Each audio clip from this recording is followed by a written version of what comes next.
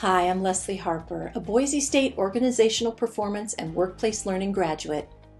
Preparing and defending your portfolio can seem like something scary. If you don't prepare, it should be scary. But for those that do prepare, you'll find the activity to be a great way to take advantage of all the hard work you did over the years and serve as a stepping stone to your professional career as a human performance technologist. In this short video, we'll show you a partial defense so you can picture what your defense experience could be like if you prepare well. The interaction demonstrates the dimensions of fluency as described in the OPWL Portfolio Defense Guidelines for Students document. Sherry Stein, also an OPWL graduate, is playing the part of the student.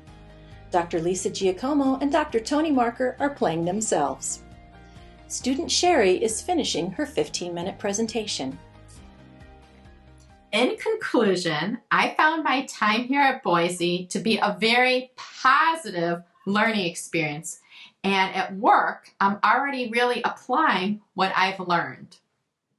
What questions do you guys have for me? Well, Sherry, I just want to thank you for your presentation.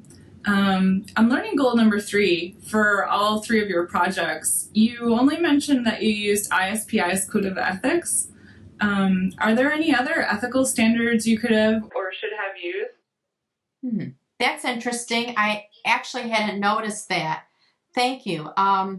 We found that ISPI ethics worked really well for us, but I'd say the IRB's ethical standards for our data gathering would have been good to list as well, since we abided by those. Okay, Sherry, for your ID project, you used Merrill's for its principles.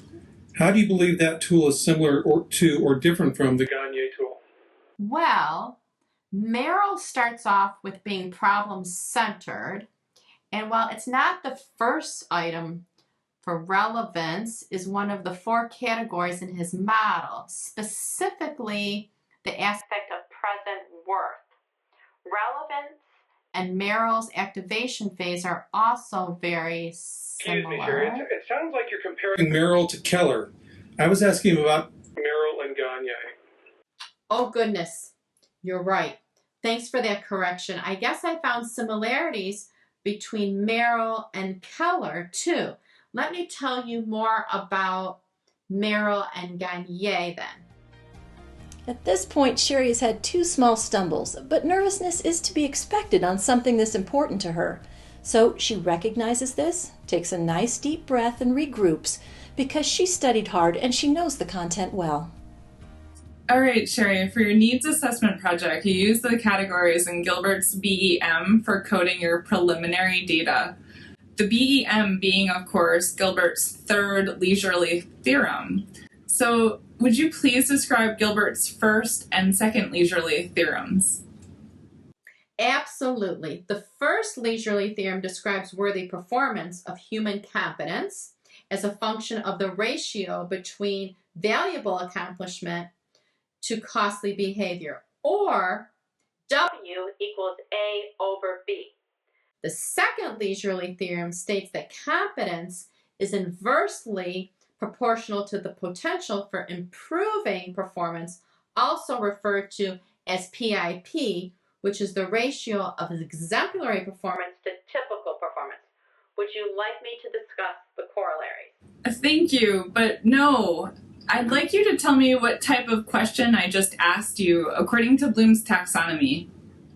Sure. Since you only had me describe the 2 theorems, that would be the first, or knowledge category. Now, in having me analyze what you asked me, your latter question is the 6th, or evaluation category. Very true. Okay, Sherry, we're going to move on.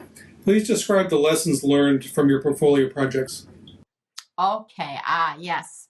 I had been told this could happen, but it was interesting seeing it firsthand in my needs assessment project. How a client would ask for one thing, but on research we found different cause for the problem, and hence a different solution. So I've since stayed aware of this actuality and apply what I call positive skepticism for the other school projects I completed. This helped me look for other findings during the evaluation project I wrote about in my portfolio. I've also applied my positive skepticism outlook at work. Sherry started off a bit rough, but rallied nicely by recognizing she needed to slow down a bit. She'd actually worked on calming her nerves with her study group, so that practice paid off. She was able to confidently convey her understanding of her OPWL learning. Be sure to review the instructions, sample questions, and sample portfolio in the OPWL Portfolio Defense Guidelines for Students, and work with a study group to review your portfolio, practice your 15-minute presentation, and practice your defense Q&A. We also recommend watching the webinars from graduates describing their preparation and experiences.